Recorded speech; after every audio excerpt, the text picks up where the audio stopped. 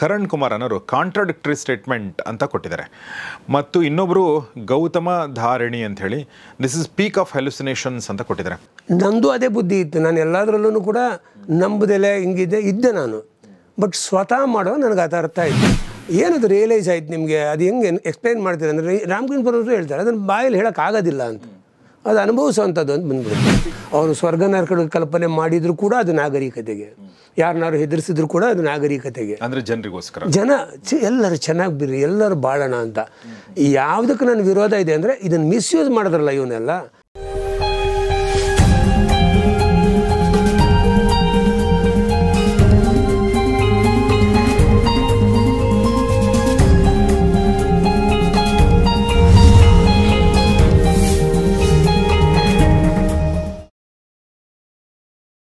ಸ್ನೇಹಿತರೆ ನಮಸ್ಕಾರ. ಗೌರಿ ಶಕ್ಕಿ ಸ್ಟುಡಿಯೋದ ಮಾನಸ ಸರೋವರ ಸರಣಿಯ ಪ್ರಶ್ನೋತ್ತರ ಈ ಒಂದು ಸರಣಿಗೆ ಸಿರೀಸ್ಗೆ ನಿಮಗೆಲ್ಲ ಸ್ವಾಗತ. ನಾನು ಗೌರಿ ಶಕ್ಕಿ. ಸೊ ಈ ಒಂದು ಪ್ರಶ್ನೋತ್ತರ ಸರಣಿಯಲ್ಲಿ ನಮ್ಮೊಂದಿಗೆ ಜಾಯ್ನ್ ಆಗಿದ್ದಾರೆ ಆಧ್ಯಾತ್ಮಿಕ ಚಿಂತಕರು ಮತ್ತು ಲೇಖಕರು ಆಗಿರುವಂತಹ ನಮ್ಮ Praveen Nayak sir. Sir, welcome to the show. ನಮಸ್ತೆ. ಕಳೆದ ಕೆಲವು ದಿನಗಳ ಹಿಂದೆ ನಾವು ಮಾಡಿರುವಂಥ ಸಿರೀಸ್ಗೆ ತುಂಬ ಅದ್ಭುತವಾದ ರೆಸ್ಪಾನ್ಸ್ ನೀವು ಕೊಟ್ಟಿದ್ದೀರಾ. ಇನ್ ದ ಸೆನ್ಸ್ ತುಂಬ ಜನ ನೋಡಿದಿರಿ ಮತ್ತು ತುಂಬ ಕಮೆಂಟ್ಗಳು ಮಾಡಿದಿರಿ, ಅದ್ರ ಬಗ್ಗೆ ಚರ್ಚೆ ಮಾಡಿದಿರಿ ಮತ್ತು ಒಂದಷ್ಟು ಪರ ವಿರೋಧ ಅಲ್ಲಿ ಕಮೆಂಟ್ಗಳು ಕೂಡ ಬಂದಿದೆ. ತುಂಬ ಸಹಜವಾದ ಒಂದು ಪ್ರತಿಕ್ರಿಯೆ ಅದು. ಸೊ ಹೀಗಾಗಿ ಇವತ್ತಿನ ಈ ಸರಣಿಯಲ್ಲಿ ನಾವು ನಿಮ್ಮ ಪ್ರಶ್ನೆಗಳನ್ನ ಇಟ್ಕೊಂಡೇ ಉತ್ತರ ಕೊಡುವಂಥ ಪ್ರಯತ್ನವನ್ನು ಮಾಡ್ತಾ ಇದ್ದೀವಿ. ಸೊ ಹೀಗಾಗಿ ಮೊದಲನೇದಾಗಿ ಹನುಮಂತನ ಬಗ್ಗೆ ಸರ್ ಒಂದು ಪ್ರೋಗ್ರಾಮ್ ಮಾಡಿದ್ರು. 11 ದಿನದ ಕಠಿಣ ಅನುಷ್ಠಾನ, ಹನುಮಂತನ ದರ್ಶನ ಆಯಿತಾ, ಹನುಮಂತನ ನೋಡಿದ್ರೆ ಕೆ ಪ್ರವೀಣ್ ನಾಯ್ಕ್ ಅನ್ನೋ ಒಂದು ವಿಡಿಯೋಗೆ ಒಂದಷ್ಟು ಕಮೆಂಟ್ಗಳು ಬಂದಿದೆ. ಸೊ ಅದರಲ್ಲಿ 2 ಕಮೆಂಟ್ಗಳನ್ನ ನಾನು ತಗೊಂಡು, ಒಬ್ಬರು ಕರಣ್ ಕುಮಾರ್ ಅನ್ನೋರು ಕಾಂಟ್ರಾಡಿಕ್ಟರಿ ಸ್ಟೇಟ್ಮೆಂಟ್ ಅಂತ ಕೊಟ್ಟಿದ್ದಾರೆ. ಮತ್ತು ಇನ್ನೊಬ್ಬರು ಗೌತಮ ಧಾರಣಿ ಅಂತ ಹೇಳಿ ದಿಸ್ ಇಸ್ ಪೀಕ್ ಆಫ್ ಹೆಲುಸಿನೇಷನ್ಸ್ ಅಂತ ಕೊಟ್ಟಿದ್ದಾರೆ. 2ರ ಅರ್ಥವನ್ನು ನಾನು ತಿಳಿಸುವಂಥ ಪ್ರಯತ್ನವನ್ನು ಮಾಡ್ತೀನಿ. ಕಾಂಟ್ರಾಡಿಕ್ಟರಿ ಸ್ಟೇಟ್ಮೆಂಟ್ ಅಂದರೆ ಒಂದು ಕಡೆ ನೀವು ದೇವರಿಲ್ಲ ಅನ್ನೋ ಮಾತನ್ನು ಹೇಳಿದಿರಿ, ಇನ್ನೊಂದು ಕಡೆ ನೀವು ಹನುಮಂತನ ನೋಡಿದಿರಿ ಅಂತ ಹೇಳ್ತಾ ಇದ್ರಿ. ಸೊ ಹಿಂಗಾಗಿ ನೀವು ಹೇಳಿದಕ್ಕೆ ನೀವು ವಿರೋಧ ಮಾಡ್ತಾ ಇದ್ದೀರಲ್ಲ ಅನ್ನೋದು ಒಂದು ಪ್ರಶ್ನೆ. ಆದರೆ ಇನ್ನೊಂದು ಪೀಕ್ ಆಫ್ ಹೆಲುಸಿನೇಷನ್ ಅಂದರೆ ಇಲ್ಲದ ವಸ್ತುಗಳನ್ನ ನಮ್ಮ ಮನಸ್ಸು ಇದೆ ಅಂತ ಭ್ರಮಿಸೋದು. ಓಕೆ, ಅದಕ್ಕೆ ಹುಚ್ಚರು ಅಂತ ಕರೀತಾರೆ ಅಥವಾ ಮಾನಸಿಕ ಅಸ್ವಸ್ಥರು ಅಂತ ಕರೀತಾರೆ. ಈ ಥರ ಹೆಲುಸಿನೇಷನ್ ಆಗಿದೆ ಪ್ರವೀಣ್ ನಾಯಕ್ ಅವ್ರಿಗೆ ಅನ್ನೋದು ಇನ್ನೊಬ್ಬರು ಒಂದು ಕಮೆಂಟಲ್ಲಿದೆ. ಸೊ ಈ ಬಗ್ಗೆ ಏನು ಹೇಳಕ್ಕೆ ಇಷ್ಟಪಡ್ತೀರಿ ಸರ್ ನೀವು? ಮೊದಲನೇದಾಗಿ ಕಾಂಟ್ರಡಿಕ್ಷನ್ ಅನ್ನೋ ಬಗ್ಗೆ, ವೈರುಧ್ಯ, ನಿಲುವುಗಳಿದೆ ಇವರು ಅನ್ನೋದ್ರ ಬಗ್ಗೆ ಮಾತಾಡೋಕ್ಕೆ ಇಷ್ಟಪಡ್ತೀನಿ. ಮೊದಲನೇದಾಗಿ ನಾನು ದೇವರು ಇಲ್ಲ ಅಂತ ಹೇಳೇ ಇಲ್ಲ. ನಾನು ಬಹುಶಃ ಅವ್ರು ಮೊದಲಿಂದ ಎಲ್ಲ ನೋಡ್ಕೊಂಡು ಹೋದ್ರೆ ಗೊತ್ತಾಗ್ತಿದ್ದೇನೋ, ಮಧ್ಯೆ ಮಿಸ್ ಆಗಿರ್ಬೋದು ಅವರಿಗೆ. ಎಸ್, ಅದನ್ನ ಒಂದು ಹೇಳ್ಬಿಡ್ತೀನಿ ಸರ್. ದಯವಿಟ್ಟು ನೀವು ಈ ಎಪಿಸೋಡ್ಗಳು ನೋಡೋರು ಏನಾಗುತ್ತೆ ಅಂದರೆ, ಒಂದು ಎಪಿಸೋಡಲ್ಲಿ ಯಾವುದೋ ಒಂದು ಪಾರ್ಟ್ ನೋಡ್ಬಿಡ್ತೀರಾ, ಇಲ್ಲಾಂದರೆ ಈ ಸರಣಿಯ ಒಂದು ಎಪಿಸೋಡ್ ನೋಡ್ತೀರಾ. ಆ ಇಡೀ ಸರಣಿ ಏನಿದೆ ಒಂದೇ ಎಪಿಸೋಡ್, ಅದು ನಾವು ಅದನ್ನು ಬೈಫರ್ಕೇಟ್ ಮಾಡಿದ್ದೀವಿ. ಹೀಗಾಗಿ ನಿಮ್ಮಲ್ಲಿ ರಿಕ್ವೆಸ್ಟ್ ಏನಂದರೆ, ಆ ಇಡೀ ಸರಣಿಯನ್ನು ಒಂದ್ಸಲ ಮಧ್ಯಾಹ್ನ ಕೂತ್ಕೊಂಡು 2 ಗಂಟೆಗೆ ಒಂದು 5 ಗಂಟೆ ಮುಗಿದ್ಬಿಡುತ್ತೆ. ಒಂದು 2 ತಾಸಿನ ಸರಣಿ ಅದು, 20 ನಿಮಿಷದಿದೆ.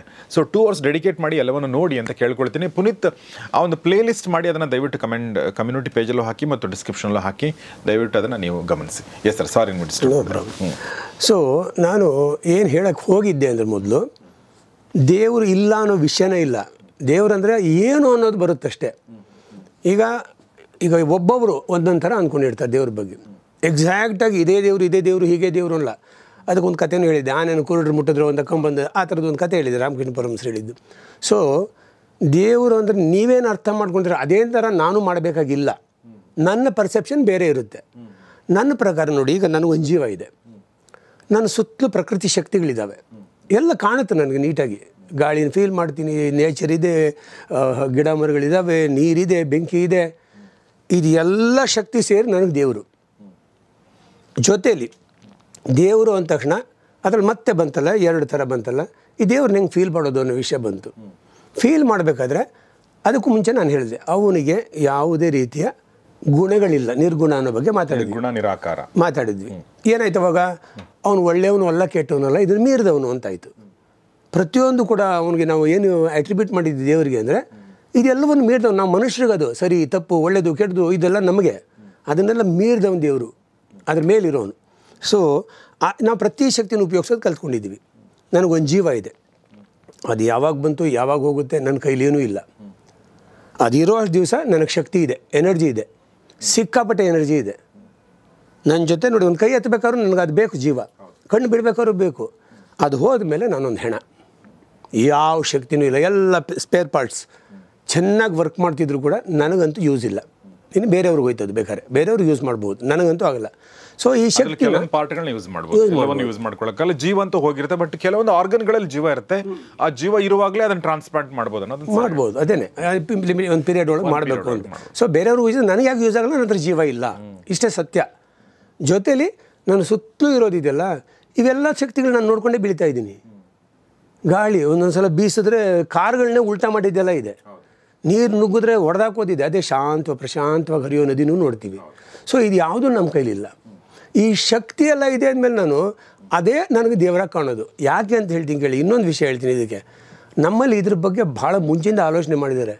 ನಾನೇನೋ ಮಾತಾಡ್ತೇನೆ, ನಾನು ಋಷಿ ಮುನಿಗಳನ್ನೆಲ್ಲ ಧಿಕ್ಕರಿಸ್ತಾ ಇದ್ದೇನೆ, ಅವ್ರ ಜ್ಞಾನನೆಲ್ಲ ಇವನಿಗೆ ಅರ್ಥ ಆಗಿಲ್ಲ ಅಂತಲ್ಲ. ನಾನು ಅದನ್ನು ನನ್ನದೇ ರೀತಿಯಲ್ಲಿ ಅನಲೈಸ್ ಮಾಡ್ಕೊಂಡು ಹೋಗಿದ್ದೀನಿ. ಫಾರ್ ಎಕ್ಸಾಂಪಲ್, 3 ಮತಗಳಿದೆ, ದ್ವೈತ, ಅದ್ವೈತ, ವಿಶಿಷ್ಟಾದ್ವೈತ, 3 ರೀತಿಯ ಪಂಥಗಳಿದ್ದಾವಲ್ವಾ. ಅಲ್ಲಿ ಅದ್ವೈತ ಏನು ಹೇಳುತ್ತೆ, ಅಹಂ ಶಿವೋಹಂ, ನಾನೇ ಶಿವ. ಈ ಶಕ್ತಿ ಅಂತೇನಿದೆ ಅದು ನಾನೇ, ಅಹಂ ಬ್ರಹ್ಮಾಸ್ಮಿ ಅಂದರೆ ಅದು ಭೇದ ಭಾವನೆ ಇಲ್ಲ ಅಂತ ಅನ್ನುತ್ತೆ. ಅದು ಆ ಕಾಲಕ್ಕೆ ಸರಿಯಾಗಿ ಶಂಕರಾಚಾರ್ಯರು ಹೇಳಿರ್ತಾರೆ. ಆಮೇಲೆ ಅದು ಎಷ್ಟು ಜನಕ್ಕೆ ಅರ್ಥ ಆಗುತ್ತೆ, ನಾನೇ ಶಕ್ತಿ ಆದರೆ ನನಗೇನು ಕಂಟ್ರೋಲೇ ಇಲ್ವಲ್ಲಪ್ಪ, ನಾನೇ ಅದನ್ನು ನಾನು ಕಂಟ್ರೋಲ್ ಮಾಡಬೇಕಲ್ಲ, ಇವತ್ತು ಮಳೆ ನಿಲ್ಲಿ ಅಂದರೆ ನಿಲ್ಲಬೇಕಲ್ಲ ಅಂತ, ಈ ಥರದ್ದೆಲ್ಲ ಒಂದಷ್ಟು ಅಂದ್ಕೋತಾರೆ. ಅದ್ವೈತ ಫಿಲಾಸಫಿನೇ ಬೇರೆ, ಜನ ಅರ್ಥ ಮಾಡ್ಕೊಳ್ಳೋಕೆ ಹೋಗಿದ್ದ ರೀತಿಯೇ ಬೇರೆ ಆಗ್ತಾ ಹೋಯಿತು. ಆವಾಗ ರಾಮಾನುಜಾಚಾರ್ಯ ವಿಶಿಷ್ಟ ಅದ್ವೈತ ಇದೆಯಲ್ಲ, ಅದು ಸಹಾಯಕ್ಕೆ ಬರುತ್ತೆ. ಅದೇನು ಹೇಳುತ್ತೆ, ಅವನು ಪೂರ್ಣ, ನಾನು ಅಂಶ. ದೇವರು ಅನ್ನೋದು ಪೂರ್ಣವಾದ ಶಕ್ತಿ, ಅದು ನಾನು ಅದರ ಒಂದು ಭಾಗ ಅಂತ.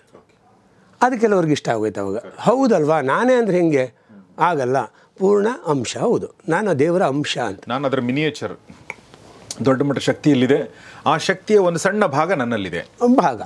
ಅದನ್ನು ಒಪ್ಕೊಳ್ಳುವಂಥದ್ದು ತುಂಬ ಜನ ರಿಜೆಕ್ಟ್ ಮಾಡೋಕ್ಕಾಗಲ್ಲ. ಯಾಕಂದರೆ ಅದು ಸ್ವಲ್ಪ ಕಾಂಪ್ಲಿಕೇಟ್ ಅನಿಸಿದಾಗ ಇನ್ನೊಬ್ರು ಮತಾಚಾರ್ಯರು ಹುಟ್ಟುತ್ತಾರೆ. ಯಾಕಂದರೆ ಅದನ್ನು ಆ ಕಾಲದ ಜನರಿಗೆ ಹೇಳಬೇಕಲ್ಲ, ಅವ್ರಿಗೆ ಅರ್ಥ ಆಗಂಗೆ ಹೇಳಬೇಕು. ಅವರು ಶಂಕರಾಚಾರ್ಯ ಅವ್ರ ಕಾಲಕ್ಕೆ ತಕ್ಕಂಗೆ ಹೇಳಿರ್ತಾರೆ ಎಲ್ಲ. ಆವತ್ತು ಸ್ವಲ್ಪ ಮೆಚೂರ್ಡ್ ಇರ್ಬೋದು ಜನ, ಅಥವಾ ಇದ್ರ ಬಗ್ಗೆ ಆಸಕ್ತಿ ಇರ್ಬೋದು, ಗೊತ್ತಿರ್ಬೋದು, ಈ ರೀತಿ ಬರುತ್ತೆ. ಇದಾದಮೇಲೆ ಮಧ್ವಾಚಾರ್ಯರು ಬರ್ತಾರೆ. ಯಾರ ಬಗ್ಗೆಯೂ ನಮಗೆ ನೆಗೆಟಿವ್ ಆಗಿ ಬೇಕಾಗಿಲ್ಲ. ನಾನು ಆ ಥರ ಮಾತಾಡೋನಲ್ಲ, ಇವರೆಲ್ಲ ಕೆಲವು ಸಲ ಬರೆಯೋದು ನೋಡಿದ್ರೆ ಇವರೆಲ್ಲರನ್ನೂ ನೀನು ಇದು ಮಾಡ್ತೀಯ ಅನ್ನೋ ಥರ. ಮಧ್ವಾಚಾರ್ಯ ಏನು ಮಾಡ್ತಾರೆ, ಈಗ ನಾನು ಅಂಶ ಅಂದರೂ ಕೂಡ ಎಷ್ಟೋ ತೊಂದರೆಗಳು ಶುರು ಆಯ್ತು ಜನಕ್ಕೆ. ನಾನು ದೇವರ ಅಂಶ ಅಂದಮೇಲೆ ನನಗೆ ಇದೆಲ್ಲ ಬರಬಾರ್ದಲ್ಲ, ತೊಂದರೆಗಳು, ನೋವುಗಳು ಯಾಕೆ ಬರ್ತವೆ ಅಂತ ಇನ್ನೊಂದು ಪಾಯಿಂಟ್ ಬರುತ್ತೆ ಜನರಲ್ಲಿ. ಅದನ್ನು ಫಾಲೋ ಮಾಡ್ತಿರುವಾಗ ಒಬ್ಬೊಬ್ಬರಿಗೆ ಉಟ್ಕೊಳ್ತವೆ ಡೌಟ್ಸ್. ಇದಾದಮೇಲೆ ಏನು ಮಾಡ್ತಾರೆ ಮಧ್ವಾಚಾರ್ಯರು, ಅವರು ದ್ವೈತ ಮತನ ಹೇಳ್ತಾರೆ, 2 ಅಂತ. ಅವನು ಬೇರೆ, ಅವನು ದ ಗ್ರೇಟೆಸ್ಟ್ ಪವರ್, ನಾನು ಏನೂ ಇಲ್ಲ, ನಾನು ಬೇರೆ, ನಾನು ಬರೀ ಮನುಷ್ಯ, ನನಗೆ ಲಿಮಿಟೇಷನ್ಸ್ ಇದೆ. ಆದರೆ ದೇವರು ಸರ್ವಶಕ್ತ, ಅವನು ಒಡೆಯ, ನಾನು ಗುಲಾಮ ಅನ್ನೋ ಥರ ಬರ್ತದು. ನಾನು ಅವನ ಭಕ್ತ, ಅವನು ದೇವರಷ್ಟೇ, ನಾನು ಭಾಗನೂ ಅಲ್ಲ, ನಾನು ಅವನಲ್ವೇ ಅಲ್ಲ ಅಂತ. ಅದೇನಾಯಿತು, ಭಕ್ತಿ ಪಂಥದವ್ರಿಗೆಲ್ಲ ಬಹಳ ಖುಷಿ ಆಯಿತು. ಭಕ್ತಿ ಪಂಥ ಎಲ್ಲ ಮೊದಲಿಂದನೂ ಇದೆ, ಎಲ್ಲ ಧರ್ಮಗಳಲ್ಲೂ ಎಲ್ಲ ಕಾಲದಲ್ಲೂ ಇದೆ. ಅವಾಗ ಏನಾಗೋಯ್ತು, ಹೌದಲ್ಲಪ್ಪ, ಅಂಥ ಪುಣ್ಯಾತ್ಮ ದೇವರು, ಅಂಥ ದೊಡ್ಡ ಶಕ್ತಿ, ನಾನು ಏನು ಹುಳ, ನಾನು ಅದರ ಮುಂದೆ ಅಂತ ಈ ಥರ ಬಂದಿದೆ. ಅದು ಕಾಲಕ್ಕೆ ತಕ್ಕಂಗೆ ಬಂದಿರೋದು. ಸೊ ಈಗ ನಾನು ಅಂದ್ಕೊಳ್ಳೋ ದೇವರು ಹೀಗೆ ಆಗುತ್ತೆ. ಅದು ನಾನೊಂಥರ ಅರ್ಥ ಮಾಡ್ಕೊಂಡಾಗ ನಾನೇ ಅದು ಅಂತ ಬರ್ಬೋದು, ಇಲ್ಲ ಭಾಗ ಅಂತ ಬರ್ಬೋದು, ಅಥವಾ ಇಲ್ಲಪ್ಪ ಆ ಶಕ್ತಿನ ನಾನು ನೋಡಬೇಕು, ನಾನು ಅದನ್ನು ಹೆಂಗಾರ ಪ್ರೀತಿಯಿಂದ ಭಕ್ತಿಯಿಂದ ಗೆದ್ದು ತೋರಿಸ್ತೀನಿ ಅನ್ನೋದು 3 ಕಾನ್ಸೆಪ್ಟ್ಗಳನ್ನೂ ನಾನು ಅಧ್ಯಯನ ಮಾಡಿದೆ ಜೀವನದಲ್ಲಿ, ಪುಸ್ತಕದಲ್ಲೆಲ್ಲ. ಇಲ್ಲಿ ಒಂದು ಮಾತು ಹೇಳೋಕ್ಕೆ ಇಷ್ಟಪಡ್ತೀನಿ ಅಂದರೆ, ನೋಡಿ, ನನಗೆ ಫಸ್ಟ್ ನನಗೆ ಮನಸ್ಸು ಎಳೆದಿದ್ದು ಯೋಗಾಸನ. ಹೇಳಿದಲ್ಲ, ನನಗೆ ಬಂಟ್ವಾಳದಲ್ಲಿ ನಮ್ಮ ಆಚಾರ್ಯರು ಪ್ರಾಣಾಯಾಮ ಎಲ್ಲ ನಾವು ಹೇಳೋಕ್ಕಲ್ಲಪ್ಪ, ನೀನು ಯಾರು ಒಳ್ಳೆ ಗುರುಗಳನ್ನೇ ಹುಡುಕಬೇಕು, ಎಲ್ಲ ಹೆಂಗೆ ಹುಡುಗಾಟ ಅಲ್ಲ ಅಂದಿದ್ರು. ಸೊ ಬೆಂಗಳೂರು ಬಂದ ತಕ್ಷಣ ನಾನು ಒಂದು ಯೋಗ ಕ್ಲಾಸಿಗೆ ಸೇರಿಕೊಂಡೆ. ಅದು ರಾಜಯೋಗ ಅಂತಾರೆ. ಪ್ರಾಣಾಯಾಮ, ಆಸನ ಅದೆಲ್ಲ ಇದೆಯಲ್ಲ, ಎಲ್ಲ ಒಂದು ಪತಂಜಲಿ ಮಹರ್ಷಿಗಳದ್ದು ಅಷ್ಟಾಂಗ ಯೋಗ ಇದೆ. ಅದರ ಪ್ರಕಾರ ಯಮ ನಿಯಮ ಅಂತೆಲ್ಲ ಹೋಗುತ್ತೆ ಎಲ್ಲ ಆಗಿ ಕೊನೆಗೆ ಆಮೇಲೆ ಧಾರಣ, ಧ್ಯಾನ, ಸಮಾಧಿ ಅಂತ ಸ್ಥಿತಿ ಅಂತ ಬರುತ್ತೆ. ಸೊ ಇದೊಂದು ಪ್ರೋಸೆಸ್. ಇದಕ್ಕೆ ರಾಜಯೋಗ ಅಂತಾರೆ ಇದರದ್ದು. ಅದರಲ್ಲಿ ಏನಂದರೆ ಶರೀರ ಕೂಡ ಭಾಳ ಮುಖ್ಯ ಅಂತ. ನೀನು ಎಂಥ ದೊಡ್ಡ ಭಕ್ತನೇ ಆಗಿರುವ, ಎಷ್ಟೇ ಬೇಕಾದ್ರೆ ದೇವ್ರ ಪೂಜೆ ಮಾಡು, ಶರೀರದ ಬಗ್ಗೆ ನಿಗಾ ಇಡು, ಶರೀರವನ್ನು ನೆಟ್ಟಿಗಿಟ್ಕೋ. ಅದಕ್ಕೆ ಆಸನಗಳು ಬರುತ್ತೆ ಒಂದು ಸ್ಟೇಜಲ್ಲಿ. ಎಲ್ಲ ರೀತಿ ಮೈ ಬೆಂಡಾಗಿ ನಮಗೆ ಹೋಗ್ಬೇಕು, ರಕ್ತ ಸಂಚಾರ ಆಗಬೇಕು, ನಮ್ಮ ಬೆನ್ನೆಲ್ಲ ಬೆಲ್ಲ ಎಲ್ಲ ಕಡೆ ಟ್ವಿಸ್ಟ್ ಮಾಡುವಷ್ಟು ಫ್ರೀ ಇರಬೇಕು. ನಾನು ಕಾಲಿನ ಎತ್ತು ಮಡಿಸಿದ್ರು ನನಗೇನು ಆಗಬಾರ್ದು, ನಾನು ಗಟ್ಟಿಮುಟ್ಟಾಗಿ ಅಕಸ್ಮಾತ್ ಬಿದ್ದರೆ ನನಗೆ ಗ್ರಿಪ್ ಇರುತ್ತೆ ಬೀಳುವಾಗ. ಈ ಥರದ್ದೆಲ್ಲ ಮಾಡಿ ಜೊತೆಲಿ ಪ್ರಾಣಾಯಾಮ, ಉಸಿರನ್ನ ನಾವು ಯಾವ ರೀತಿ ತೊಗೋಬೇಕು, ಯಾವ ರೀತಿ ಬಿಡಬೇಕು, ಹೆಂಗೆ ಅದನ್ನು ರಿಚ್ ಆಕ್ಸಿಜನ್ ತೊಗೊಳೋದು ಹೆಂಗೆ ಅಂತ ತೋರಿಸುತ್ತದು. ಎಷ್ಟೊತ್ತು ಕುಂಭಕ ಮಾಡಬೇಕು, ನಾವು ಹೆಸರು ಇಟ್ಕೋಬೇಕು ಅದನ್ನ ಒಳಗೆ, ಅದಕ್ಕೆಲ್ಲ ಒಂದು ರೇಷಿಯೋ ಥರ ಮಾಡಿ ಅದು ತೊಗೊಳ್ಳುವಾಗ ಎಷ್ಟು ಸ್ಪೀಡಲ್ಲಿ ತೊಗೋಬೇಕು, ಇಟ್ಕೊಳ್ಳೋದು ಎಷ್ಟೊತ್ತು, ಬಿಡೋದು ಎಷ್ಟೊತ್ತು, ಎಲ್ಲ ನಿಧಾನಕ್ಕೆ ಆಗಬೇಕು. ಅರ್ಜೆಂಟ್ ಅನ್ನೋದು ಪ್ರಾಣಾಯಾಮ ಆಗಲ್ಲ, ನಿಧಾನಕ್ಕೆ ಹೇಳ್ಕೋಬೇಕು. ಯೋಗ ಅಷ್ಟೇ, ನಾವೇನು ತೆಗಿಬೇಕು ಹಿಡ್ಕೋಬೇಕಂದ್ರೆ ಹಿಂಗೆ ಹಪ್ ಅಂತ ಹಿಂಗೆ ಮಾಡೋದಲ್ಲ, ನಿಧಾನಕ್ಕೆ ಎಲ್ಲ ರಾಯಲಾಗಿ ಹೋಗ್ಬೇಕು. ಅದು ಹೆಂಗಂತ ಲಾಕ್ ಮಾಡೋದು ಈ ಥರ ಎಲ್ಲ. ಸೊ ಇದೆಲ್ಲ ಆದಮೇಲೆ ಒಂದು ರೀತಿಗೆ ನನಗೆ ಕೊನೆಗೆ ಧ್ಯಾನ ಎಲ್ಲ ಬಂತಲ್ಲ, ಧ್ಯಾನ ಬರೋ ಹೊತ್ತಿಗೆ ಮನಸ್ಸಿನ ಶಕ್ತಿ ತ್ರಾಟಕ ಅಂತೆಲ್ಲ ಮಾಡ್ತಿದ್ದೆ, ಅದ್ರ ಬಗ್ಗೆ ಮಾತಾಡಿದ್ದೆ. ಸೊ ಇಲ್ಲೊಂದು ಕ್ಯೂರಿಯಾಸಿಟಿ ತಣ್ಣಗಾಯ್ತು, ನಂದು ಇಲ್ಲೇನೋ ಇದೆ ಅಂತ. ಬಟ್ ಅದೇ ಥರ ಇನ್ನೊಂದು ಕ್ಯೂರಿಯಾಸಿಟಿ ಹುಟ್ಟಾಗ್ತದ್ದು, ಇನ್ನೇನಿದೆ ಅಂತ. ಇಷ್ಟು ನೋಡಿದೆ ಇಲ್ಲಿ ಇದು ಒಂದು ವರ್ಗ. ಭಕ್ತಿ ಮಾರ್ಗ ಹೆಂಗು ಚಿಕ್ಕಂದಿಂದ ಎಲ್ಲರೂ ತಂದೆ ತಾಯಿರು ಹೇಳ್ತಾರೆ, ದೇವರು ದೇವಸ್ಥಾನ ಕೈ ಮುಗಿ ಎಲ್ಲ ಅಡ್ಡ ಬೀಳು ಎಲ್ಲ ಇದೆಯಲ್ಲ, ಇಲ್ಲ ನಾವು ಸರೆಂಡರ್ ಆಗೋ ರೀತಿಗಳು. ಇದಾದಮೇಲೆ ನಾನು ನೋಡಿದೆ ಇನ್ನೇನಿದೆಯಪ್ಪ ಅಂತ. ಕರ್ಮಯೋಗ ಅಂತೂ ನಾನು ಮೊದಲಿಂದ ನನಗೆ ಮಾಡೋ ಕೆಲಸ ಅಚ್ಚುಕಟ್ಟಾಗಿ ಮಾಡಬೇಕು ಅಂತಿತ್ತು. ಬಸವಣ್ಣವ್ರು ಹೇಳ್ತಾರಲ್ಲ ಕಾಯಕವೇ ಕೈಲಾಸ ಅಂತ, ಅದೆಲ್ಲ ನಾವು ಚಿಕ್ಕಂದಿಂದ ಕೇಳಿರೋದ್ರಿಂದ ನಾನು ಅದನ್ನು ಮಾತ್ರ ಚೆನ್ನಾಗೇ ಮಾಡಬೇಕು. ಇವತ್ತವರೆಗೂ ನಮ್ಮ ಸ್ಟುಡಿಯೋಲಿ ಏನು ಮಾಡೋದು ದಿ ಬೆಸ್ಟ್ ಇರಬೇಕು, ನಮ್ಮ ಸ್ಟುಡಿಯೋ ಕೆಲಸ ಏನೇ ಮಾಡೋದು ತುಂಬ ಚೆನ್ನಾಗಿ ಮಾಡಬೇಕು ಅಂತ ಅದೊಂದಾಯಿತು. ಜ್ಞಾನಯೋಗ ಬರೋದು ಕೊನೆಗೆ ಇದ್ರ ಜೊತೆಲಿ ರಾಜಯೋಗ, ಭಕ್ತಿಯೋಗ, ಕರ್ಮಯೋಗ, ಇದು ಜ್ಞಾನಯೋಗ ಅಂತ. ಸೊ ಜ್ಞಾನಯೋಗ ಅಂದಾಗ ನೋಡಿ, ಅದಕ್ಕೆ ನನಗೆ ತುಂಬ ಸಹಾಯ ಆಗಿದ್ದು ನನ್ನ ತಾಂತ್ರಿಕ ಗುರುಗಳು. ಅವರು ಸ್ವಲ್ಪ ಬಿಡಿಸಿ ಹೇಳಿದ್ರು. ಎಲ್ಲ ರಿಚುವಲ್ಸ್ಗಳ ಬಗ್ಗೆ ನನಗೆ ಡೌಟು, ಇದು ಯಾಕೆ ಇದು ಮಾಡಲೇಬೇಕಾ, ಇದೇನು ಅವಶ್ಯಕತೆ ಇದೆಯಾ ಅಂತಿದ್ದಾರೆ, ಎಲ್ಲವನ್ನೂ ಅವ್ರು ಸರಳವಾಗಿ ಹೇಳ್ತಾ ಹೋದರು. ಸೊ ಆವಾಗ ಒಂದು ಗೊತ್ತಾಯಿತು, ಓಹೋ ಈಗ ಶಕ್ತಿ ಇದೆಯೋ ಇಲ್ವೋ, ನಮ್ಮಲ್ಲಿ ಶಕ್ತಿ ಇದೆ, ಅದು ನನಗೆ ಸಿಗುತ್ತೋ ಇಲ್ವೋ ಬೇರೆ, ಆದರೆ ಅದನ್ನು ನಾನು ಉಪಯೋಗಿಸ್ಕೋಬೋದು. ನನ್ನ ಒಳ್ಳೆಯದಕ್ಕೂ ಉಪಯೋಗಿಸ್ಬೋದು, ನನ್ನ ಕೆಟ್ಟದಕ್ಕೂ ಉಪಯೋಗಿಸ್ಬೋದು. ಯಾಕಂದರೆ ಆ ಶಕ್ತಿ ನ್ಯೂಟ್ರಲ್, ಅದಕ್ಕೆ ಯಾವ ಬಾಧೆನೂ ಇಲ್ಲ. ಅದು ಕತ್ತಿ ಥರ, ಆಪ್ರೇಷನ್ಗೋ ಇಲ್ಲ ಚುಚ್ಚಕ ನನ್ನ ಕೈಲಿದ್ದೇವಿನ ದೇವರ ಕತ್ತಿ ಏನೂ ಮಾಡಲ್ಲ. ಎಲೆಕ್ಟ್ರಿಸಿಟಿ ಥರ ಮುಂಚೆ ನೀವು ಹೇಳಿ ಆ ಥರ. ಸೊ ಈ ಥರ ಇರೋದ್ರಿಂದ ನಾನು ತೊಗೋಬೇಕಾದ್ರೆ ನನಗೆ ಅದು ನಾನು ಹೇಳಿದ್ದೀನೋ ಗೊತ್ತಿಲ್ಲ, ನನಗೆ ತುಂಬ ಒಂಥರ ಅವ್ರು ಹೇಳಿದ್ದೆಲ್ಲ ಇವೆಲ್ಲ ಮಾಡಲೇಬೇಕಾ ಅನ್ನೋ ಥರ ಎಲ್ಲ ಬಂತು.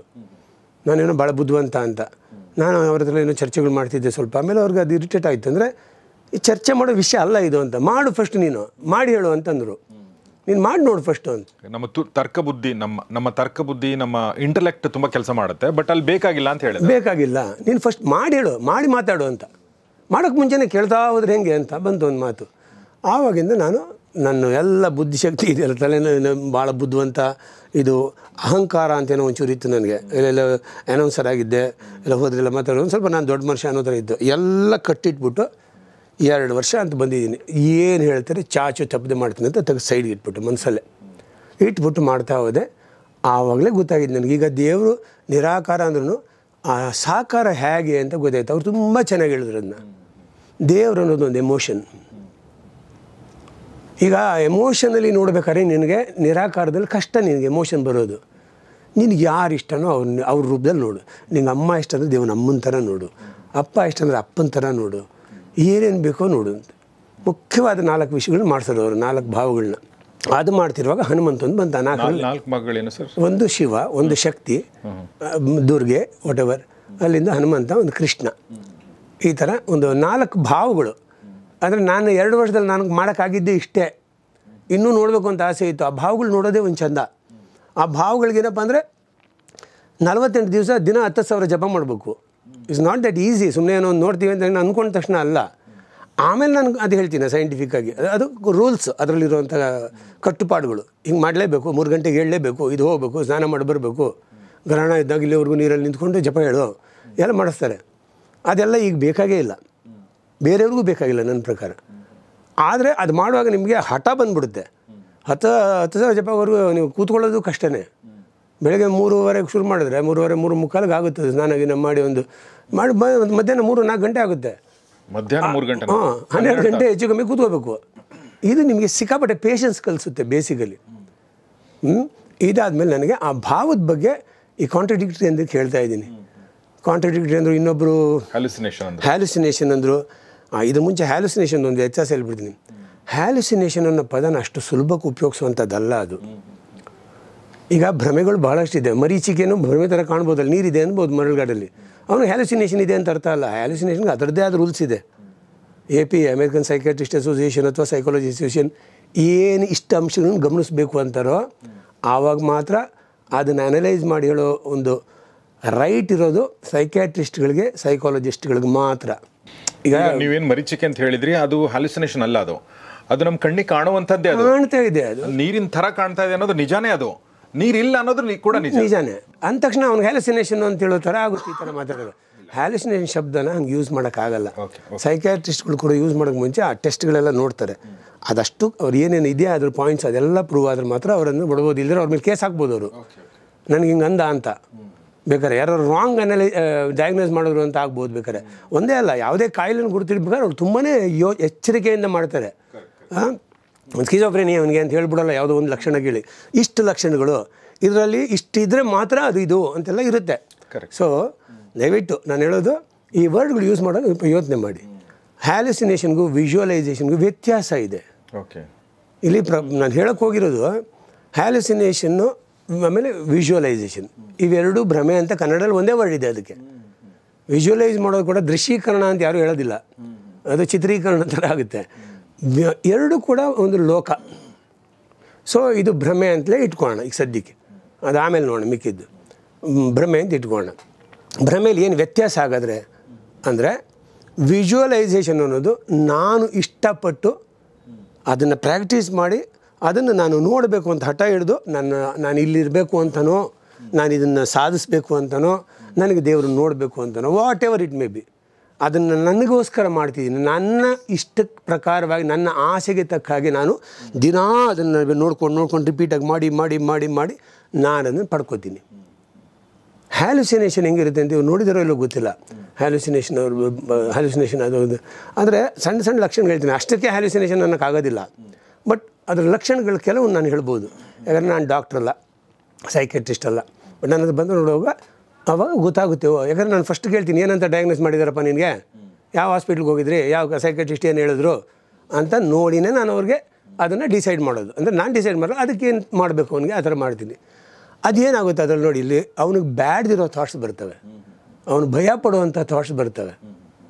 ಅದು ಅವ್ನು ಬೇಕು ಅಂತಲ್ಲ, ನಾನು ವಿಜುವಲೈಸೇಷನ್ ನನಗೆ ಬೇಕು ಅಂತ ಮಾಡ್ತೀನಿ ನಾನು. ಬಟ್ ಹ್ಯಾಲುಸಿನೇಷನ್ ಬರೀ ಥಾಟ್ಸ್ ಅಥವಾ ಕಾಣಿಸುತ್ತೆ ಅವ್ರಿಗೆ, ಕಾಣಿಸುತ್ತೆ, ಬಟ್ ಅವನು ಬೇಡ ಅದು ಕಾಣಿಸೋದು. ಇದು ನನಗೆ ಬೇಕು ಅಂತ ಮಾಡ್ತೀನಿ ನಾನು, ಇದು ಈ ದೃಶ್ಯ ನಾನು ನೋಡಬೇಕು, ಹನುಮಂತನ ನಾನು ನೋಡಬೇಕು, ಅದೇನಾರಾಗಲಿ ನಾನು ಬಿಡಲ್ಲ, ನಾನು ಈ ಪೊಸಿಷನ್ಗೆ ಹೋಗಬೇಕು. ಬೆಳಗ್ಗೆ ನಾನು ಅಫರ್ಮೇಟಿವ್ ಆಗಿ ಹೇಳ್ಕೊತೀನಿ, ನಾನು ಇಲ್ಲ ನಾನು ಇದು ಸಾಧಿಸಬೇಕು, ನನಗೆ ಮನಸ್ಸಿನ ಬಗ್ಗೆ ಎಲ್ಲ ತಿಳ್ಕೊಬೇಕು, ಎಷ್ಟಾಗೋದು ಅಷ್ಟು ತಿಳ್ಕೊಬೇಕು ಅಂತ ನಾನು ದಿನ ಅಂದ್ಕೋತಾ ಇದ್ದೆ. ನನಗೆ ಪಾಸಿಟಿವ್ ಆಗೋದಿದೆಯಲ್ಲ, ಪಾಸಿಟಿವ್ ಹೋಗೋದು, ದೇವ್ರನ್ನ ನೋಡೋದು ಪಾಸಿಟಿವೇ ನಮ್ಮಲ್ಲಿ ಯಾವಾಗಲೂ. ದೆವ್ವ ಪೀಡೆ ಪಿಶಾಚಿ ನೋಡೋದು ನೆಗೆಟಿವೇ ನಮ್ಮಲ್ಲಿ ಯಾವಾಗಲೂ. ಅದನ್ನು ಯಾರೂ ಇಷ್ಟಪಟ್ಟು ನಾನು ನೋಡಬೇಕು ಅಂತಲ್ಲ, ಅಯ್ಯೋ ಕಾಣಿಸ್ತು ಅಂತ ಭಯ ಬೀಳ್ತಾರೆ ವಿನ ದೇವ್ರನ್ನ ನೋಡಿ ಭಯ ಬಿಡಲ್ಲ. ದೇವರು ಎಮೋಷ್ನಲ್, ನಿಮ್ಗೆ ಎಮೋಷನ್ ತುಂಬ ಬರುತ್ತೆ ಅವಾಗ ಅಂತ ತನ್ಮಯರಾಗ್ತೀರಾ. ಇದು ನಿಜಾನ ಸುಳ್ಳು ನನಗೊಂದು ಇನ್ನೊಂದು ಹೇಳ್ಬಿಡ್ತೀನಿ, ಅದ್ರ ಮುಂಚೆ ಹೋಗಿ. ಹ್ಯಾಲುಸಿನೇಷನ್ ಮತ್ತು ವಿಜುವಲೈಸೇಷನ್ ಮಧ್ಯೆ ವ್ಯತ್ಯಾಸ ಗೊತ್ತಾಯಿತು ಅಂತ ಅನ್ಕೋತೀನಿ. ಅದನ್ನ ಯಾಕೆ ಹೇಳಿದ್ರು ಅಂತಂದರೆ, ಪ್ರವೀಣ್ ನಾಯಕ್ ಸರ್ ಹನುಮಂತನ್ ನೋಡಿದ್ದೇನಿದೆಯಲ್ಲ ಅದು ವಿಜುವಲೈಸೇಷನ್, ಮತ್ತು ಅದು ಅವರು ಬಯಸಿ ಮಾಡಿರುವಂಥ ಸಾಧನೆಯ ಪರಾಕಾಷ್ಠೆ. ಸೊ ಅಲ್ಲದು ಕಾಣಿಸಿದ್ದು ಅನ್ನೋದನ್ನ ಅವರು ಈಗ ಈ ಮೂಲಕ ಹೇಳಕ್ಕೆ ಹೊರಟರು. ಅದರಿಂದ ನಾನೇನು ದೊಡ್ಡ ಮನುಷ್ಯ ಅದೇ, ನಾನು ನೋಡ್ಬಿಟ್ಟೆ ಸಾಕ್ಷಾತ್ಕಾರ ಮಾಡಿದ್ದೀನಿ ಅಂತ ಈ ಥರದ್ದು ಏನೂ ಇಲ್ಲ. ಎಲ್ಲೋ ಒಂದು ಕಡೆ ಅಹಂಕಾರ ಅನ್ನೋದು ಬೇರೆ ಕೇಳಿದೆ. ನನ್ನಷ್ಟು ನಿರಹಂಕಾರಿ ಯಾರೂ ಇಲ್ಲ. ನಾನು ಯಾವತ್ತೂ ಯಾರನ್ನು ನಾನೇನು ಗೊತ್ತಾ, ನಿಂಗೆ ಕೂತವನೇ ಅಲ್ಲ. ನನಗೆ ಇದಕ್ಕೆಲ್ಲ ರಾಜ್ಕುಮಾರ್ ಅವರು ನನಗೆ ದೊಡ್ಡ ಸ್ಫೂರ್ತಿ. ಎಷ್ಟೆಲ್ಲ ಪಾತ್ರಗಳನ್ನ ಮಾಡಿದ್ದೀನಿ ಗೊತ್ತಾ ನಾನು ಅಂತ ಅವ್ರು ಒಂದು ದಿವಸ ಅವ್ರ ಬಾಯಲ್ಲಿ ಕೇಳಿಲ್ಲ. ಎಷ್ಟೆಲ್ಲ ಪಾತ್ರಗಳನ್ನ ಮಾಡಿಸಿದ್ರು ನನ್ನ ಕೈಲಿ, ಮಾಡಿಸಿದ್ರು ಅಂತಾರಲ್ಲ, ಮಾಡಿದ್ದವರೇ. ಅವ್ರು ಹೇಳ್ಕೊಳ್ಳೋ ಎಲ್ಲ ಅರ್ಹತೆ ಇದ್ರು ಅಂದರೆ ಇದು ಕೂಡ ಅವ್ರು ಹಂಬಲಾಗಿ ನನ್ನ ಕೈಯಲ್ಲಿ ಮಾಡಿಸಿದ್ರು ಅಂತಲೇ ಅಂತೇಳೋರು. ಅಷ್ಟು ದೊಡ್ಡ ವ್ಯಕ್ತಿ ಹಾಗೆ ಹೇಳುವಾಗ ಇನ್ನು ನಾನೇನು ಇದನ್ನು ಸ್ಕೋಪ್ ತೊಗೊಳ್ಳೋದೇನು ಇದೆ ಅಲ್ಲಿ, ಅಥವಾ ನಾನು ಮಾಡಿದೆ ಅನ್ನೋದೇನು ನನಗೆ ಬರಲೇ ಇಲ್ಲ. ನನಗೆ ಆಯ್ತಪ್ಪ, ನನಗೆ ಖುಷಿ ಆಯಿತು ಅಷ್ಟೇ. ಆದ್ದರಿಂದ ಇದು ಹ್ಯಾಲುಸಿನೇಷನ್ ಒಂದು 2 ಎಕ್ಸಾಂಪಲ್ ಇದನ್ನ ಮಾತ್ರ ಬರ್ತಾರೆ. ಸರ್ ಅಲ್ಲಿ ನಾನು ಫಾಲೋ ಮಾಡಿ ಬಂದ ಸರ್ ಒಳಗಡೆ ಅಂತ. ಯಾರು ಬಂದಿರಲ್ಲ, ನಾನು ನೋಡ್ತಾ ಇರ್ತೀನಿ, ಬಾಗಿಲಿಂದ ಬಂದ ಸರ್ ಅಲ್ಲಿ ಎಲ್ಲಪ್ಪ ಅಂತ. ಅಲ್ಲಿ ಸೋಫಾ ಮೇಲೆ ಕೂತಿ ನಂಗೆ ಅಲ್ಲಿ ಗ್ಲಾಸಲ್ಲಿ ಕಾಣ್ತಾ ಇದ್ದೇನೆ. ಅಲ್ಲಿ ನೋಡಿದಿರಲ್ಲ ಅವ್ನು ಕರೆದ್ರೆ ಎದ್ದು ಹೋಗ್ಬಿಟ್ಟು ಅನಿಸುತ್ತೆ ಸರ್ ಈಗ ಅಂತಾರೆ. ಅವ್ನಿಗದು ಭಯ ಇದೆ. ಅಲ್ಲೇ ಸರ್ ನಾನು ಅಬ್ಸರ್ವ್ ಮಾಡ್ತಾಯಿರಿ, ನನ್ನ ಬಗ್ಗೆನೇ ಮಾತಾಡ್ತೀರಿ ಅಂತೆಲ್ಲ ಇರುತ್ತೆ ಅವ್ರಿಗೆ. ಹ್ಯಾಲುಸಿನೇಷನ್ ಅಂತಲ್ಲ, ಈ ಒಂದು ಲಕ್ಷಣ, ಒನ್ ಆಫ್ ದ ಲಕ್ಷಣಗಳು ಅದರದ್ದು. ಹಿಂಗೇನೋ ಇರುತ್ತೆ, ಹಂಗೇನೋ ಇರುತ್ತೆ, ಮತ್ತೇನೋ ಇರುತ್ತೆ, ಡೌಟ್ಗಳಿರುತ್ತೆ, ನಮ್ಮ ಅಜ್ಜನ ಆತ್ಮ ನನ್ನ ಒಳಗಡೆ ಬಂದು ಮಾತಾಡ್ತಾ ಇದೆ ಅನಿಸುತ್ತೆ ಅಂತ ಏನೇನೋ ಇದೆ ಅದರಲ್ಲಿ, ಒಂದಲ್ಲ. ಸೊ ಅದೇ ಬೇರೆ, ಇದೇ ಬೇರೆ. ಹಂಗಂತೇಳಿ ವಿಜುವಲೈಸ್ ಮಾಡೋದ್ರಿಂದ ನಾನೇನು ದೊಡ್ಡ ಸಾಧು ಸಂತ ಅಥವಾ ಏನೋ ಸಾಧನೆ ಅಲ್ಲ ಅದು. ಆದರೆ ಆ ಎಮೋಷನ್ ಆ ಹೊತ್ತಿಗೆ ಸತ್ಯ. ಈಗ ನಾವು ಕನಸು ಕಾಣ್ತೀವಿ ರಾತ್ರಿ, ಕನಸಲ್ಲಿದ್ದಾಗ ನಮ್ಮ ಜೀವನನೇ ಸುಳ್ಳಾಗಿ ಹೋಗಿರುತ್ತೆ. ನಾನು ಬದುಕಿದ್ದೀನಿ, ನಾನು ಇವನಲ್ಲ, ನಾನು ಈ ಕಳ್ಳನ ಥರ ಇಲ್ಲಿದ್ದೀನಿ, ನಾನು ಆ್ಯಕ್ಚುಲಿ ನಾನು ಇನ್ಸ್ಪೆಕ್ಟ್ರು ಅಂತ ಅವ್ನು ಅಂದ್ಕೊಳ್ಳಲ್ಲ ಅಲ್ಲಿ. ಅವನು ಕಳ್ಳನೇ ಅಂದ್ಕೊಂಡು ಹೋಗ್ತಾನೆ ಕನಸಲ್ಲಿ. ಕನಸಿಂದ ಎದ್ದ ಮೇಲೆ ಓ ಇದು ನಾನು ಇನ್ಸ್ಪೆಕ್ಟರ್ ಅಲ್ಲ, ಡ್ರೆಸ್ ಇದೆ ನಂದು ಕರೆಕ್ಟು, ಅಯ್ಯೋ ನಾನು ಕಳ್ಳ ಅಂತ ನಾನೇ ಜೈಲಿಗೆ ಹೋಗಿ ಅಂದ್ಕೊಂಡಲ್ಲಪ್ಪ ಅಂತ ಅಂದ್ಕೊಂಡು ಹೋಗ್ಬೋದು ಅವರು. ಆದರೆ ಆವಾಗ ಸತ್ಯನೇ, ಅವ್ರು ಖಂಡಿತ ಸತ್ಯ. ಅದೇ ಥರ ಇನ್ನೊಂದು ಏನಂದರೆ ಸರ್, ಒಂದು ಸಿನಿಮಾಗೆ ಹೋಗ್ತೀವಿ. ಸಿನಿಮಾದಲ್ಲಿ ನನ್ನ ಮೆಚ್ಚಿನ ಹೀರೋ ಇರ್ತಾನೆ, ಅವ್ನು ಖುಷಿಪಟ್ಟ ನಾನು ಖುಷಿ ಪಡ್ತಾ ಇರ್ತೀನಿ. ಅವ್ನಿಗೇನೋ ತೊಂದರೆ ಆಗಿ ಅವ್ನು ನೋವಾಗಿ ಅವ್ನ ಹೆಂಡತಿ ಏನೋ ಹಾಸ್ಪಿಟ್ಲ್ ಇದ್ದಾಳೆ, ಇವ್ನು ಓಡ್ತಾ ಇದ್ದಾನೆ ಅಂದಾಗ ನಾವು ಅಂತ ಎಮೋಷನಲ್ ಆಗ್ತೀವಿ ಅವ್ರ ಜೊತೇಲಿ. ಕೊನೆಗೆ ಏನೋ ಟ್ರಾಜಿಕ್ ಎಂಬಿದ್ರೆ ಕಣ್ಣೆಲ್ಲ ಒರೆಸ್ಕೊಂಬರೋರು ನೋಡಿದ್ದೀನಿ ನಾನು. ಮುಳುಗೋಗ್ಬಿಟ್ಟಿರ್ತಾರೆ, ಗೊತ್ತಿಲ್ಲ ಅವ್ರಿಗೆ ಅದು ಆ್ಯಕ್ಟಿಂಗ್ ಮಾಡ್ತೇನೆ ಅಂತ ಗೊತ್ತು. ಅವನೊಬ್ಬ ಆ್ಯಕ್ಟ್ರು ಆ್ಯಕ್ಟ್ ಮಾಡ್ತೇನೆ, ಅಲ್ಲೇನು ಸತ್ತೋಗ್ತಿರೋ ಹೆಂಡತಿ ಅಲ್ಲಿ ನೆನ್ನೆ ತಾನೇ ಅಲ್ಲಿ ಬಂದಿದ್ದಾರೆ ಫಂಕ್ಷನ್ಗೆ, ಇವರೆಲ್ಲ ಬದುಕೇ ಇದ್ದಾರೆ, ಎಲ್ಲ ಗೊತ್ತಿದೆ. ಅಲ್ಲಿ ಮಾತ್ರ ಅಂತಾನೆ. ಬೇಸಿಕಲಿ ಮನುಷ್ಯ ಎಮೋಷ್ನಲ್ ಜೀವಿ, ಭಾವುಕ ಜೀವಿ, ಭಾವನೆಗಳ ಜೊತೆ ಸ್ಪಂದಿಸ್ತಾನೆ ಅವನು. ಅದರಲ್ಲಿ ಈ ಒಂದು ಪಾಸಿಟಿವಲ್ಲಿ ಪೀಕ್ ಅನ್ನೋದೇ ದೇವರ ಒಂದು ಕಾನ್ಸೆಪ್ಟ್. ಅದು ಹೆಂಗೆ ಹೇಳೋದು ಅಂತ ನಂಗೆ ಗೊತ್ತಾಗಲ್ಲ. ನಾನು ಹೇಳಿದ್ನಲ್ಲ, ಆ ಶಕ್ತಿನ ನಾನು ಈ ರೂಪದಲ್ಲಿ ನೋಡುವಾಗ ಅಷ್ಟು ದೊಡ್ಡ ಶಕ್ತಿ ಜೊತೆ ನಾನು ಲಿಂಕ್ ಆಗ್ತಿದ್ದೀನಿ ಅಂತ ಅನ್ನೋದಿದೆಯಲ್ಲ, ಅದೇ ನಿಮಗೊಂದು ದೊಡ್ಡ ಒಂದು ಭಾವನ ಕೊಡುತ್ತೆ, ಒಂದು ರೋಮಾಂಚನ ಕೊಡುತ್ತೆ. ಇಲ್ಲ ಸುಳ್ಳು ಅದೆಲ್ಲ ಹಿಂಗೆ ಭ್ರಮೆ ಏನಾರ ಹೇಳ್ಕೊಳ್ಳಿ, ನನಗೂ ಅದಕ್ಕೂ ಸಂಬಂಧವೇ ಇಲ್ಲ. ಈಗ ಸಿನಿಮಾ ಭ್ರಮೆನೇ ಇರ್ಬೋದು, ಬಟ್ ಆವಾಗ ನಾನು ಅಂದ್ಕೊಂಡೆ ತಾನೆ ಎಂಜಾಯ್ ಮಾಡಿದ್ವಲ್ಲ, ಎಂಜಾಯ್ ಮಾಡೋದು. ಬಟ್ ಎರಡಕ್ಕೂ ವ್ಯತ್ಯಾಸ ಅಂತೂ ಇದೆ. ಅಂದರೆ ಇದು ಯಾರೋ ಕ್ರಿಯೇಟ್ ಮಾಡಿರೋದು ನಾವು ನೋಡಿ ಖುಷಿ ಪಡ್ತಾ ಇದ್ದೀವಿ ಅಥವಾ ನಾವು ದುಃಖ ಪಡ್ತಾ ಇದ್ದೀವಿ ಸಿನಿಮಾನ. ಇಲ್ಲಿ ಇದು ನಾವೇ ಕ್ರಿಯೇಟ್ ಮಾಡ್ಕೊಂಡು ನಾವೇ ಕ್ರಿಯೇಟ್ ಮಾಡಿದ್ವಿ ಅಲ್ಲ, ಅದು ನಾನು ಕ್ರಿಯೇಟ್ ಮಾಡಿರ್ಬೋದು, ನಾನೇ ಅದಕ್ಕೆ ಡೈರೆಕ್ಟರ್ ಆಗಿರ್ಬೋದು. ನಾನು ಹೇಳ್ತೀನಿ ಅವಾಗ, ಆದ್ರೂ ನಾನು ಎಮೋಷ್ನಲಿ ಹೆಂಗಾಗ್ತೀನಿ ಅಂದರೆ ನಾನೇ ಆ ಸಿನಿಮಾ ಮಾಡಿದ್ರು ನನಗೆ ಅನಿಸುತ್ತೆ. ಅಂದರೆ ನಾವು ಯಾವಾಗ ರೆಸ್ಪಾಂಡ್ ಮಾಡಿಬಿಡ್ತೀವಿ ಎಮೋಷನ್ಗೆ. ಸರ್, ಬಟ್ ಈಗ ಈ 3 ಪ್ರಶ್ನೆಗಳು ಬಂದಿದೆ ನನಗೆ, ಒಂದೊಂದಾಗಿ ಕೇಳ್ತಾ ಹೋಗ್ತೀನಿ. ಮೊದಲನೇ ಪ್ರಶ್ನೆ ಸರ್, ಈಗ ಸಾಕ್ಷಾತ್ಕಾರ ಅಂತ ಏನು ನಾವು ಬೇರೆ ಬೇರೆ ನಮ್ಮ ಋಷಿ ಮುನಿಗಳು ಮಾಡ್ಕೊಂಡಿದ್ದಾರೆ, ಕೃಷ್ಣನ ಸಾಕ್ಷಾತ್ಕಾರ ಆಯಿತು ಅಥವಾ ಯಾವುದೇ ಸಾಕ್ಷಾತ್ಕಾರ ಆಯಿತು ಅಂತ ಅಂದ್ಕೊಂಡಿದ್ದಾರೆ. ಸೊ ಅದು ಅವ್ರಿಗಾಗಿರೋ ಸಾಕ್ಷಾತ್ಕಾರಕ್ಕೂ ನೀವು ಹೇಳ್ತಾ ಇದೇ ಎಲ್ರಿಗೂ ಇದೇ ಥರ ಸಾಕ್ಷಾತ್ಕಾರ ಆಗುತ್ತಾ ಅಥವಾ ಬೇರೆನಾ? ಈಗ ಜ್ಞಾನೋದಯ, ಸುಮ್ಮನೆ ಬುದ್ಧನ ಹೆಸರು ನಾನು ತೊಗೋತಾ ಇದ್ದೀನಿ. ಬುದ್ಧನಿಗೆ ಬೋಧಿ ವೃಕ್ಷದ ಕೆಳಗಡೆ ಜ್ಞಾನೋದಯ ಆಯಿತು ಅಂತ ನಾವು ಅನ್ಕೋತೀವಿ. ಅವನು ರಿಯಲೈಸ್ಡ್ ಸೋಲ್ ಆದ ಅಂತ ನಾವು ಹೇಳ್ತೀವಿ. ತುಂಬ ಜನ ಆ ಥರ ರಿಯಲೈಸ್ ಸೋಲ್ಗಳನ್ನ ನಾನು ಜ್ಞಾನೋದಯಕ್ಕೂ ಮತ್ತು ಸಾಕ್ಷಾತ್ಕಾರಕ್ಕೂ ಇದನ್ನು ಮಾಡ್ತಾ ಇಲ್ಲ, ಲಿಂಕ್ ಮಾಡ್ತಾ ಇಲ್ಲ, ಬಟ್ ಸುಮ್ಮನೆ ಒಂದು ಕಾಮನ್ ಗ್ರೌಂಡಲ್ಲಿ ತರ್ತಾ ಇದ್ದೀನಿ. ಸೊ ಈಗ ನಾವು ರಾಮಾನುಜಾಚಾರ್ಯರು ಎಲ್ಲ ನಾವೇನು ಕೇಳಿದ್ವಿ, ಅವ್ರಿಗೂ ಏನೋ ಒಂದು ಜ್ಞಾನೋದಯನೋ ಸಾಕ್ಷಾತ್ಕಾರನೋ ಆಗಿದೆಯಾ? ಸೊ ಮತ್ತು ಅವ್ರ ಲೈಫ್ ಬದಲಾಯಿತು. ಅಥವಾ ಈಗ ಪುರಂದರದಾಸರು ಅವರೊಬ್ಬ ತುಂಬ ಲೋಭಿಯಾಗಿರುವಂಥ ವ್ಯಾಪಾರಿ ಆಗಿದ್ದರು, ಅವ್ರ ಲೈಫ್ ಬದಲಾಯಿತು ಬಿಕಾಸ್ ಆಫ್ ಒಂದು ಘಟನೆಯಿಂದಾಗಿ. ಅವ್ರು ದಾಸರಾಗಿ ದೇವರ ಹಾಡುಗಳನ್ನ ಹಾಡ್ತಾ ಹೋದರು. ಸೊ ಅವ್ರಿಗಾಗಿರುವಂಥದ್ದು ಮತ್ತು ನಿಮಗಾಗಿರುವಂಥದ್ರ ಮಧ್ಯೆ ಏನು ವ್ಯತ್ಯಾಸ ಅನ್ನೋದು ಪ್ರಶ್ನೆ. ವ್ಯತ್ಯಾಸ ಅನ್ನೋದು ನೋಡಿ ಸರ್, ಇವಾಗ ಯಾರಿಗೂ ಒಂದೇ ಥರ ಆಗಿಲ್ಲ, ಎಲ್ರಿಗೂ ಒಂದೇ ಥರ ಆಗೇ ಇಲ್ಲ. ಈಗ ನೋಡಿ ಅವ್ರ ಸಿದ್ಧಾಂತನೇ ಇಡ್ತಾರೆ ಅವರು, ಅದಕ್ಕೆ ವೇದಗಳಿಂದ ಎಲ್ಲ ಇದು ಕೊಡ್ತಾರೆ, ಸಾಕ್ಷಿ ಏನದು ಆಧಾರ ಕೊಡ್ತಾರೆ, ಅಥವಾ ಭಗವದ್ಗೀತೆಯಿಂದ ಕೊಡ್ತಾರೆ. ರಾಮಾನುಜರು ಅವ್ರದ್ದು ಕೊಡ್ತಾರೆ, ಮಧ್ವಾಚಾರ್ಯ ಇವ್ರದ್ದು ಕೊಡ್ತಾರೆ. ಸೊ ಅವರೆಲ್ಲ ಗ್ರೇಟು, ಅವ್ರ ಬಗ್ಗೆ ನಾವು ಮಾತಾಡೋದೇ ವೇಸ್ಟು. ಈಗ ಅವ್ರಿಗೇನು ಸಾಕ್ಷಾತ್ಕಾರ ಆಯಿತು? ಇಲ್ಲ, ಭಗವಂತನೇ ದೊಡ್ಡ ಶಕ್ತಿ, ನಾವು ಬರೀ ಅವನ ಸೇವಕರು, ನಾವು ಜೊತೆ ಇರುವಂಥ ಭಕ್ತರು. ಅದು ಇನ್ನೊಂದು ಥರ ಸಾಕ್ಷಾತ್ಕಾರ ಆಯಿತು, ನಾನು ಅವನು ಒಂದೇ ಅಂತ. ಬುದ್ಧನಿಗೆ ಇನ್ನೊಂದು ಥರ ಆಯಿತು, ಅವರು ಆಯಾ ಕಾಲಘಟ್ಟಕ್ಕೆ ಅಥವಾ ಅವರು ಒಂದು ಪೀಕ್ ಅನ್ನೋದಿದೆಯಲ್ಲ ಅದನ್ನು ಹೇಳಿದ್ದಾರೆ. ಅದು ಸತ್ಯ, ಇದು ಸತ್ಯ, ಇದು ಸತ್ಯ ಆಗುತ್ತೆ. ಅವಾಗ ಯಾವುದನ್ನು ನಾವು ಸುಳ್ಳು ಅನ್ನೋಕ್ಕಲ್ಲ, ಆಯಾ ಕಾಲಕ್ಕೆ ಅದು ಬೇಕಿತ್ತು ಅಂತ. ಒಂದು ಆ ಸಮಯ ಸಂದರ್ಭಕ್ಕೆ ಏನು ಜ್ಞಾನೋದಯ ಆಗಬೇಕು ಅದು ಆಗಿದೆ ಅವರಿಗೆ. ಸೊ ಪ್ರತಿಯೊಬ್ಬರಿಗೂ ಸಾಕ್ಷಾತ್ಕಾರ ಆದವ್ರಿಗೂ ಜ್ಞಾನೋದಯ ಆಗ್ಬೇಕಂತ ಇಲ್ಲ ಅಂತ ಹೇಳ್ತಾ ಇದ್ದೀರಾ? ಇಲ್ಲ ಸರ್, ಜ್ಞಾನ ಬರುತ್ತೆ ಸರ್. ಏನಂದರೆ ಅದು ಈಗ ವೇರಿಯಸ್ ಏನೋ ಒಂದೊಂದು ಇವ್ರು ಕೂಡ ಯಾರ್ಯಾರಕ್ಕೇನು ಕೊನೆಗೆ ಒಂದು ಉತ್ತರ ಕಾಮನ್ ಆಗಿರುತ್ತೆ. ಅದನ್ನು ವರ್ಣಿಸೋಕ್ಕಾಗಲ್ಲ, ಅದು ಅನುಭವಿಸೋದು. ಹೇಗೇನು ಎಮೋಷನ್ಗೆ ಬಂದುಬಿಡ್ತೀವಿ. ಅವ್ರ ಕಾನ್ಸೆಪ್ಟ್ಗಳು ಏನೇ ಹೇಳಿರಲಿ, ಅವ್ರ ಸಿದ್ಧಾಂತಗಳು ಏನೇ ಹೇಳಿರಲಿ, ಬಟ್ ಏನದು ರಿಯಲೈಸ್ ಆಯ್ತು ನಿಮಗೆ, ಅದು ಹೆಂಗೆ ಎಕ್ಸ್ಪ್ಲೈನ್ ಮಾಡ್ತೀರಿ ಅಂದರೆ ರಾಮಕೃಷ್ಣ ಪರಮಹಂಸರು ಹೇಳ್ತಾರೆ, ಅದನ್ನು ಬಾಯಲ್ಲಿ ಹೇಳೋಕ್ಕಾಗೋದಿಲ್ಲ ಅಂತ, ಅದು ಅನುಭವಿಸೋವಂಥದ್ದು ಅಂತ ಬಂದ್ಬಿಡುತ್ತೆ. ಬಟ್ ಈಗ ರಿಯಲೈಸ್ಡ್ ಸೋಲ್ ಆದಾಗ ಪಕ್ಕದವ್ರಿಗೆ ಗೊತ್ತಾಗ್ಬಿಡುತ್ತಂತೆ ಇವ್ರಿಗೆ ರಿಯಲೈಸೇಷನ್ ಆಗಿದೆ ಅಂತ ಹೇಳಿ. ಅಂದರೆ ನಾನು ಓದಿದ್ದಿದ್ದನ್ನ, ಅಂದರೆ ಅವ್ರ ಮಾತು ಈಗ ನಿನ್ನೆ ಇರುವಂಥ ವ್ಯಕ್ತಿಯು ಇವತ್ತು ಬೇರೆ ಆಗ್ಬಿಟ್ಟಿರ್ತಾರೆ ಅವರು. ಆ ಥರದ್ದು ಒಂದಷ್ಟು ಗುಣಾತ್ಮಕವಾದ ಒಳ್ಳೆ ಬದಲಾವಣೆಗಳು ಅವರು ಕಾಣುತ್ತೆ. ಬುದ್ಧ ಕೂಡ ನಾನು ಮಾತಾಡೋದು ಏನಾದರೂ ಬೇರೆ ಅನ್ನಿಸ್ತಾ ಇದೆಯಾ ನಿನಗೆ ಅಂತ ಕೇಳಿದ್ದು ನಾನೆಲ್ಲ ಓದಿದ್ದೀನಿ. ಅಲ್ಲ ಇರ್ಬೋದು ಆ ಥರ ಸರ್ ಬದಲಾವಣೆಗಳಾಗ್ತವೆ ಮನಸ್ಸಲ್ಲಿ. ನೋಡಿ ನಾವು ಇಷ್ಟು ದಿವಸ ಅಂದ್ಕೊಂಡಿದ್ದೇ ಬೇರೆ, ಈಗ ಇನ್ನೊಂದು ಏನೋ ಇದೆಯಲ್ಲ ಈ ಲೋಕ ಅಂತ ಅನಿಸುತ್ತೆ. ಆ ಬದಲಾವಣೆ ಒಂದು. ಇನ್ನೊಂದು, ಈ ನನಗೆ ಹಂಗಾಗಿದೆ ಅಂತ ತೋರ್ಸೋಕೆ ನಾನು ಬದಲಾಗೋದು ಇದೆ, ಅದು ಬೇಕಾಗಿಲ್ಲ. ಇಲ್ಲಿ ಬಹುತೇಕ ಏನದು ದೊಡ್ಡ ದೊಡ್ಡವ್ರ ವಿಷಯ ಬಿಟ್ಬಿಡಿ, ಹಳೇ ಇದರದೆಲ್ಲ ನಮಗೆ ಅವರೆಲ್ಲ ನಿಜವಾಗ ಪಾಪ ನೋಡಿ. ಯಾವ ಮನುಷ್ಯ ಈ ದೇವ್ರ ಜೊತೆಯಲ್ಲಿ ಒಂದು ನಾಗರಿಕ ಸಮಾಜ ಕಟ್ಟೋದಕ್ಕೆ ಸಹಾಯ ಮಾಡಿದ್ದಾರೆ. ಬಟ್ ಈ ದೇವರು ಅನ್ನೋ ಕಾನ್ಸೆಪ್ಟ್ನೇ ಒಂದು ಸಮಾಜನ ಮೇಲೆ ಎತ್ತೋದಕ್ಕೆ ಮಾಡಿದ್ದಾರೆ ಅನ್ನೋದಿದೆಯಲ್ಲ, ಅವ್ರು ಯಾವತ್ತಿದ್ರೂ ಸಾಧಕರೇ ಅವರು.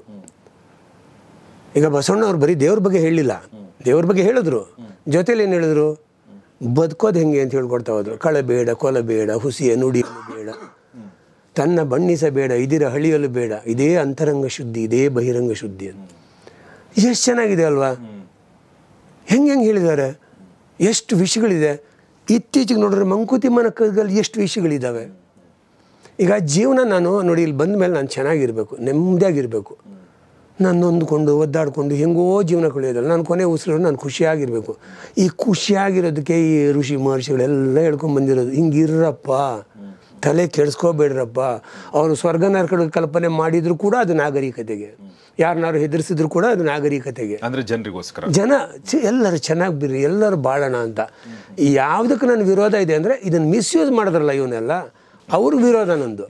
ಈಗ ನಮ್ಮ ಇದರಲ್ಲಿ RCB ಅಂತ ಯಾವುದೋ ಒಂದು ನಂಬರ್ ಅವ್ರು ಬರೀತಿರ್ತಾರೆ, ಅವರು ನನಗೆ ಏನಾದ್ರು ಕಮೆಂಟು, ಒಳ್ಳೆ ಕಾಮಿಡಿ ಶೋ ಅಂತಾರೆ, ಇನ್ನೇನು ಅಂತಾರೆ. ನನಗೇನು ಬೇಜಾರಿಲ್ಲ. ನನಗೇನಂದರೆ ನಂದು ಅದೇ ಬುದ್ಧಿ ಇತ್ತು, ನಾನು ಎಲ್ಲದರಲ್ಲೂ ಕೂಡ ನಂಬುದೆಲೆ ಇದ್ದೆ ನಾನು. ಬಟ್ ಸ್ವತಃ ಮಾಡೋ ನನಗೆ ಅದು ಅರ್ಥ ಆಯಿತು. ನನಗೆ ಅವ್ರ ಬಗ್ಗೆ ಏನು ಬೇಜಾರಿಲ್ಲ. ಪ್ರತಿ ಇದಕ್ಕೆ ಕೂಡ ಅವ್ರು ಏನೋ ಒಂದು ಕಮೆಂಟ್ ಹಾಕ್ತಾರೆ, ಹಾಕಲಿ. ಕಾಮಿಡಿ ಶೋ ಅಂದ್ರೆ ಖುಷಿ, ನನ್ನ ಇನ್ನೊಂಚೂರು ಕಾಮಿಡಿ ಯಾರು ಸಿಗ್ತಲ್ಲ ಅವ್ರಿಗೆ, ಇನ್ನೇನೋ ಶೋ ಅಂದ್ರೆ ಪರವಾಗಿಲ್ಲ, ಏನೋ ಒಂದು ಆಯ್ತಲ್ಲ. ನಾನು ನೋಡಿದ್ರು, ಎಂಜಾಯ್ ಮಾಡಿದ್ರು ಬೇರೆ ಥರದಲ್ಲಿ, ಕಾಮಿಡಿ ಥರನೋ ಇನ್ನೇನೋ ಅವ್ರು ಅನಿಸಿದ್ದು ಹೇಳಿದ್ರು, ಹೇಳಿ, ಏನು ಕಳ್ಕೊಂಡು ಹೋಗ್ತೀವಿ ನಾವು, ಹೆಂಗೆ ನಮಗೇನಾಗುತ್ತೆ, ಏನೂ ಇಲ್ಲ. ಬಟ್ ನಂದು ಅದೇ ಬುದ್ಧಿ ಇರುತ್ತೆ, ನನಗೆ ಯಾರ ಬಗ್ಗೆನೂ ಕೋಪನೂ ಬರೋಲ್ಲ, ಏನೂ ಬರೋಲ್ಲ, ಬರ್ಕೊಳ್ಳಪ್ಪ. ಆಮೇಲೆ ಎಸ್ಪೆಷಲಿ ದೇವ್ರ ವಿಷಯದಲ್ಲಿ ಇದೆಯಲ್ಲ ಕೆಲವರಿಗೆ, ಈಗ ಅವರು ಯಾವುದೋ ಗ್ರಂಥ ಓದ್ತಾರೆ, ಯಾರೋ ಒಬ್ಬ ಗುರುಗಳ ಹತ್ರ ಹೋಗಿರ್ತಾರೆ, ಅವ್ರು ಹೇಳಿದ್ದನ್ನೆಲ್ಲ ತೊಗೊಂಡಿರ್ತಾರೆ, ಅದು ಅವ್ರ ನಂಬಿಕೆ. ನನಗೆ ಅದು ತಲೆನೇ ಹಾಕಲ್ಲ ನಾನು. ನಮ್ಮ ಸಂವಿಧಾನ ಅವ್ರವ್ರ ನಂಬಿಕೆ ಥರ ಬದುಕೋದಕ್ಕೆ ಅವಕಾಶ ಕೊಟ್ಟಿದೆ. ನಾನು ಯಾವ ಧರ್ಮ ಬೇಕಾದ್ರೂ ತೊಗೋಬೋದು, ಒತ್ತಾಯ ಯಾರು ಮಾಡಿದ್ರೆ ಆಯಿತು, ನನಗನ್ಸಿ ನಾನು ತೊಗೋಬೋದು. ಏನೂ ಬೇಡ ನನಗೆ ದೇವರೇ ಇಲ್ಲ ಅಂತ ನೋವು ಇದ್ದಾನೆ ಇಲ್ಲಿ, ಅವನಿಗೂ ಕೇಳಲ್ಲ. ಸರ್, ಈಗ ಇನ್ನೊಂದು ಫೈನಲ್ ಪ್ರಶ್ನೆ ಇದಕ್ಕೆ ಸಂಬಂಧಪಟ್ಟಂತೆ. ಈಗ ನಾನು ಒಂದು ಕಡೆ ಒಂದು ವಿಡಿಯೋ ನೋಡ್ತಾ ಇದ್ದೆ, ವಿವೇಕಾನಂದರ ಬಗ್ಗೆ ಹೇಳ್ತಾ ಒಬ್ಬರು ಸ್ವಾಮಿಗಳು ಹೇಳಿದ್ದಾರೆ. ಅದ್ರ ತಾತ್ಪರ್ಯ, ಅದು ಘಟನೆ ಏನಂದರೆ, ವಿವೇಕಾನಂದರು ಯಾವುದೊಂದು ಪುಸ್ತಕ ಕೊಟ್ಟರಂತೆ, ಪುಸ್ತಕ. ಆಮೇಲೆ ಅವ್ರು ಮರುದಿನ ತುಂಬ ದೊಡ್ಡ ಪುಸ್ತಕ ಆಯ್ತಂತೆ. ಮರುದಿನ ಅವರು ಯಾರು ಇವ್ರಿಗೆ ಪುಸ್ತಕ ಕೊಟ್ಟಿದ್ದಲ್ಲ ವಿದ್ವಾಂಸರು, ಏನಿದನ್ನು ಓದ್ದ ಅಂತ ಕೇಳಿದ್ರೆ, ನಾನು ಓದ್ದೆ ಅಂದರೆ, ಇದನ್ನು ಹೆಂಗೆ ನೀನು ಒಂದು ರಾತ್ರಿಲಿ ಓದೋಕ್ಕೆ ಸಾಧ್ಯ ಅಂತಾರಂತವ್ರು. ನೀನು ಏನಾದರೂ ಕೇಳು, ನೀನು ಪುಟ ಹೇಳು, ನಾನು ಹೇಳ್ತೀನಿ ಅಂದ್ರಂತೆ. ಅವ್ರು ಯಾವುದೊಂದು ಪುಟದಲ್ಲಿ ಈ ಪುಟದಲ್ಲಿ ಏನಿದೆ ಅಂದರೆ ಅವ್ರು ಕರೆಕ್ಟಾಗಿ ಹೇಳ್ತಿದ್ರಂತೆ. ಇದನ್ನು ದಾಖಲೆ ಆಗಿರುವಂಥ ವಿಚಾರ. ನಾನು ಇದನ್ನು ಯಾಕೆ ಹೇಳಿದೆ ಅಂತಂದರೆ, ಈ ಜ್ಞಾನೋದಯ ಆದವ್ರಿಗೆ ನೀವು ಏನೇ ಪ್ರಶ್ನೆಗಳನ್ನ ಕೇಳಿ ಒಂದು ಉತ್ತರ ಸಿಗುತ್ತೆ. ಅಂದರೆ ಎಲ್ಲರೂ ಸರ್ವಸಮ್ಮತ ಆಗುವಂಥ, ಯೂಶ್ವಲಿ ಅಂದರೆ ಕೆಲವರು ಒಪ್ಪದೇ ಇರ್ಬೋದು, 91%, ಅದು ಬೇರೆ ವಿಚಾರ. ಬಟ್ ಯಾವುದೇ ವಿಚಾರದ ಬಗ್ಗೆ ಅವ್ರಿಗೊಂದು ಪರ್ಸೆಪ್ಷನ್ ಕ್ರಿಯೇಟ್ ಆಗುತ್ತೆ, ಈ ಜಗತ್ತಿನ ಬಗ್ಗೆ ಒಂದು ಅರಿವು ಅವ್ರಿಗೆ ಉಂಟಾಗುತ್ತೆ ಅನ್ನೋದೊಂದು ಪರ್ಸೆಪ್ಷನ್ ಇದೆಯಲ್ಲ, ಅದು ನಿಜನ ಸುಳ್ಳ, ಅದು ಹೇಗೆ? ಜಗತ್ತಿನ ಬಗ್ಗೆ ಎಲ್ಲ ಅರಿವು ಬರೋದಕ್ಕೆ ಸಾಧ್ಯನೇ ಇಲ್ಲ ಸರ್. ಈ ಜಗತ್ತು ತುಂಬ ದೊಡ್ಡದು. ನನ್ನ ಜೀವದ ಬಗ್ಗೆ ನನಗೆ ಸಂಪೂರ್ಣ ಅರಿವು ಬರೋಕ್ಕಿಲ್ಲ. ದೇವ್ರ ಬಗ್ಗೆ ಅಥವಾ ಇನ್ನೇನು ಬಗ್ಗೆ ಅಂತೆಲ್ಲ ಬಿಟ್ಬಿಡಿ. ಈ ಅರಿವು ಅನ್ನೋದು ಖಂಡಿತವಾಗೂ ಅವ್ರು ಎಲ್ಲರಿಗಿನ್ನ ಶಾರ್ಪ್ ಆಗಿರ್ತಾರೆ. ನಮ್ಮಲ್ಲಿ ನೋಡಿ, ಅವಾಗ ರ್ಯಾಪಿಡ್ ರೀಡಿಂಗ್ ಕೋರ್ಸ್ ಅಂತ ಒಂದು ಯೋಗ ಕ್ಲಾಸ್ ನಾನು ಹೋಗುವಾಗ ಒಂದಿತ್ತು, ಬೇಗ ಓದೋದು ಹೆಂಗೆ ಅಂತ. ಅಲ್ಲ, ವಿವೇಕಾನಂದರೆಲ್ಲ. ಆಮೇಲೆ ಇನ್ನೊಂದು ನೋಡಿ, ವಿವೇಕಾನಂದರಿಗೆ 2 ಲೈನು ಅಥವಾ 3 ಲೈನ್ ಹೋದರೆ ಏನು ಆ ಪೇಜಲ್ಲಿದೆ ಅಂತ ಗೊತ್ತಾಗುವಷ್ಟು ಮಟ್ಟಿಗೆ ಅವ್ರ ನಾಲೆಜ್ ಇರುತ್ತೆ. ಈಗ ಕೆಲವ್ರು ಮಾತಾಡೋಕೆ ನೆಕ್ಸ್ಟ್ ಇವನು ಏನು ಮಾತಾಡ್ತೇನೆ ಅಂತ, ಈಗ ಆರ್ಗ್ಯುಮೆಂಟ್ ಕೂತ್ಕೊಂಡಾಗ ಒಬ್ರು ಶುರು ಮಾಡಿದ ತಕ್ಷಣ ನೆಕ್ಸ್ಟ್ ಇವನು ಆ ದಂಗೆಗೆ ಬರ್ತಾನೆ ಅಂದ್ಬಿಟ್ಟು ಇನ್ನೊಬ್ಬ ಅದನ್ನು ಅವಾಯ್ಡ್ ಮಾಡೋಕೆ ನೋಡ್ತಾನೆ. ಈಗ ನಾವು ಸಿನಿಮಾ ಇಂಟರ್ವ್ಯೂ ಮಾಡುವಾಗ ನಾವು ಒಂದು ಪ್ರಶ್ನೆ ಕೇಳಿದ್ರೆ ಅವ್ರು ಏನು ಉತ್ತರ ಕೊಡೋದು ನನಗೆ ಗೊತ್ತಾಗುತ್ತೆ. ಯಾಕಂದರೆ ಅದು ಎಕ್ಸ್ಪೀರಿಯನ್ಸು, ಆಮೇಲೆ ನಿಮ್ಮ ಇಂಟೆಲಿಜೆನ್ಸಲ್ಲಿ ವರ್ಕ್ ಆಗುತ್ತೆ. ಅದೇ ಥರ ಅವರೆಲ್ಲ ಎಲ್ಲಿದ್ದವರು, ವಿವೇಕಾನಂದರೆಲ್ಲ ಎಷ್ಟು ಮಟ್ಟಿಗೆ ಶಾರ್ಪ್ ಇದ್ದವರು. ಇಡೀ ಅಮೇರಿಕಾಗೆ ಹೋಗಿ ಎಲ್ಲರೂ ಒಂದೇ ಥರ ಸಂಬೋಧನೆ ಮಾಡ್ತಿರೋ, my dear sisters and brothers of America ಅಂತ ನಾನು ನಿಂತ್ಕೊಂಡು ಕ್ಲಾಪ್ಸ್ ಹೊಡೋರು ಎಲ್ಲರೂ. ಅಲ್ಲಿ ಹಿಂದೂ ಧರ್ಮ ಹಿಂಗೆ ತೋರಿಸ್ತಾರೆ ಅವ್ರು ಎತ್ಬಿಟ್ಟು, ಹೀಗೆ ನಮ್ಮ ಧರ್ಮ ಅಂತ. ಯಾವ ಧರ್ಮ ಎಲ್ಲ ಧರ್ಮಗಳನ್ನು ಸಹಿಸ್ಕೊಂಡಿದೆಯೋ ಅಂತ ಈ ಥರ ಎಲ್ಲ ಬರುತ್ತೆ ಅವ್ರದ್ದು ಮಾತು. ನಾನು ಹೇಳೋದು ಆ ದಿವಸದಲ್ಲಿ ಅವ್ರು ಎಷ್ಟು ಚೆನ್ನಾಗಿ ಯೋಚನೆ ಮಾಡ್ಬೋದು ನೋಡಿ, ಎಷ್ಟು ಕಷ್ಟಪಟ್ಟು ಹೋಗಿದ್ದಾರೆ ಅವರು. ಅವ್ರಿಗೇನು ರಾಯಲ್ ವೆಲ್ಕಮ್ ಏನು ಸಿಕ್ಕಿಲ್ಲ ಅಲ್ಲಿ. ಹೂವಾಗಿ ಬಂದಾಗ ಬಂತು ಇಂಡಿಯಾದಲ್ಲಿ ರಾಯಲ್ ವೆಲ್ಕಮ್ ಸಿಕ್ತು ಅವ್ರಿಗೆ. ಸೇರಿ ಎಲ್ಲ ಘಟಾನುಘಟಿಗಳು ಸರ್, ನಾನು ಹೇಳಿದ್ನಲ್ಲ, ಬರೀ ಸಂತರು ಅಂತಲ್ಲ, ವಿಜ್ಞಾನಿಗಳು, ಕವಿಗಳು, ಎಷ್ಟು ವೆರೈಟಿ ಇದೆ ಇಲ್ಲಿ ನಮ್ಮ ಸಮಾಜಕ್ಕೆ. ಸಮಾಜನ ಮೇಲೆ ತರಬೇಕು ಅಂತ ಎಷ್ಟಿದ್ದಾರೆ. ನಿಸಾರ್ ಅಹಮದ್ ಬರ್ದೇವೆ ನೋಡಿ, ನಾಡದೇವಿಯೇ ಕಂಡೆ ನಿನ್ನ, ಅದು ಕವಿ ಭಾವವೇ, ಆವಾಗವಾಗ ತಿದ್ದುತ್ತಾ ಇರಲಿ, ಎಚ್ಚರಿಸ್ತಾ ಇರಲಿ, ಕವಿ ಭಾವವೆಂಬ ಬಡಿಗೆ ತಾಯಿ ಭಾರತಿ ಇದುವೆ ನಾನು ಸಲ್ಲಿಸಲಿರುವ ಕೊಡುಗೆ ಅಂತ. ನಾನು ಇದ್ರ ಮೂಲಕ ಟ್ರೈ ಮಾಡಿದೆ. ನನಗೆ ಬೇರೆ ಬೇರೆ ಥರ ಮಾಡ್ತಾರೆ ಶಿಲ್ಪಿಗಳು, ಒಂದೊಂಥರ ಮಾಡಿ. ಸೊ ಎಲ್ಲರೂ ಆ ಒಂದು ಎಕ್ಸ್ಪರ್ಟ್ಸ್. ಎಸ್, ತುಂಬ ನನಗಂತೂ ಒಂದು ಹಂತ ಕ್ಲಾರಿಟಿ ಸಿಕ್ತು. ಈಗ ಫಾರ್ ಎಕ್ಸಾಂಪಲ್ ನಮ್ಮ ಕುವೆಂಪು ಅವರು ಒಂದು ವಿಶ್ವ ಮಾನವ ನೆಡೆಗೆ ಅಂತ ಒಂದು ಬರೆದಿದ್ದಾರೆ ಆ ಟೈಮಲ್ಲಿ. ಅಂದರೆ ನಾನು ಹೇಳೋದು ಅವ್ರ ಜ್ಞಾನೋದಯ ಆಯಿತು, ದೇವ್ರ ಸಾಕ್ಷಾತ್ಕಾರ ಆಯಿತು ಅಂತ ಹೇಳಿದಾರೆಲ್ಲ ನನಗಂತೂ ಗೊತ್ತಿಲ್ಲ. ಅವ್ರ ಆತ್ಮಕಥೆ ನಾನು ಓದಿಲ್ಲ. ಈಗ ಲಂಕೇಶ್ ಒಂದು ಕಡೆ ಒಂದಷ್ಟು ವಿಚಾರಗಳು ಬರೀತಾರೆ, ಎಂಥ ಅದ್ಭುತವಾದ ವಿಚಾರಗಳು. ಅಂದರೆ ಈಗ ಕವಿ ಹೇಳ್ದಂಗೆ ಕವಿಗಳು ಬರೀತಾರೆ ಎಷ್ಟೋ ವಿಚಾರಗಳನ್ನ.